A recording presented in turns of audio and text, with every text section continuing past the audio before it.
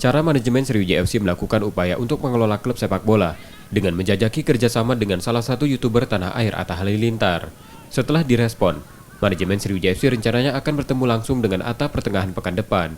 Dalam pertemuan nanti, manajemen Sriwijaya FC menawarkan kerjasama di bidang pengelolaan klub dengan Atta dengan skema yang sudah disiapkan.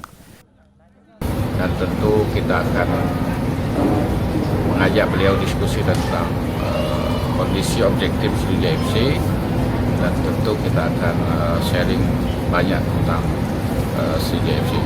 Mudah-mudahan Bang Atta bisa melihat Sriwijaya FC ini dengan objektif, dan tentu mudah-mudahan dia bisa kerjasama dengan kita untuk membangun SFC lebih baik lagi. Manajemen Sriwijaya FC membutuhkan terobosan baru untuk mendatangkan sponsor dan investor, termasuk meningkatkan nilai jual Sriwijaya FC. Nur Muhammad, Kompas TV, Palembang.